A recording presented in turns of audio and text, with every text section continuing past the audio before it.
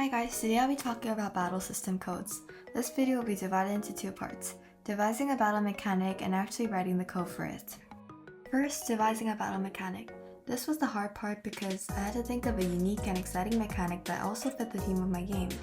I wanted it to feel digital and kind of uncanny, with the player constantly being on edge. I started with making some digital looking sprites and combining the player in a grid.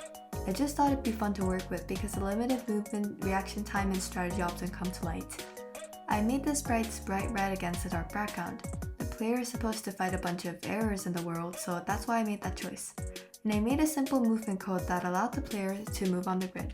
Then I had to think of fun attack patterns that could be reproduced in Wait, actually scrap that. I realized after making the player movement that when the player is limited to that one strip of grid at the bottom, the attack variety that I can make really is limited. So I expanded the movement range to the entire grid. And since it kind of looked like a chess piece on a chessboard for me, I made the player a bishop for a bit of symbolism regarding the story and all. And then I finally settled on a mechanic. During a battle, the player would have to collect a certain amount of anti-errors to complete it. Anti-errors will appear randomly on the field, and the player has to go through a series of attacks to get to it. But if the player cannot collect enough of them before the battle sequence ends, the player dies. Or the player can also die by being hit from too many attacks. Now that the mechanic is finalized, let's move on to the second part, coding. If you're not really interested in the technicalities of programming, you can skip to the very last part to see the final result. Here's the current setup. I have the main camera, the grid, the player, and a bunch of managers that contain the bulk of the code and battle objects. I'll explain what these are right now. Starting from the animation manager, which just contains a large function with all animations in it, which is not much to talk about. The bad guy manager is a bit more important. Bad guys here are permanent obstacles in the game that you cannot touch. If you do, you'd lose health points. I added an animation that repels the player back to the position after flashing in a color of red.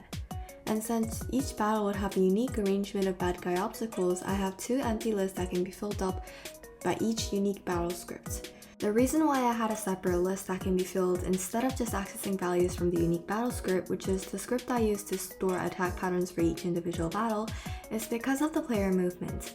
I just wanted to type less to be honest, but the player's script needs to reference the bad guy positions a lot. This is the check bad guy function where for each step the player takes, it checks if there's a bad guy in its position. If so, it does the flashing red thing. The next one is even more important than the bad guy manager.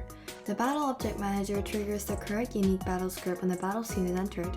It accesses a static variable stored in the stat manager and triggers the attack function of the corresponding battle object in its list. It also has a list for custom background animations for each battle. The current one kinda sucks, so I'm gonna change it, but the battle manager does its job.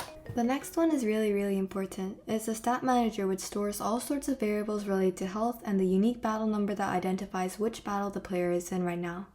It looks empty right now, but as I flesh out the mechanic with items and all that kind of stuff, it'll become more and more complicated. Well, here's the current product. This is just a frame, so it looks kind of funky. I mean, it looks really funky, but I'm still happy with it. In the next video, I'll be giving a full progress update on the entire game. Thanks for watching. It helps a lot if you leave a like and subscribe, and I'd greatly appreciate it. See you!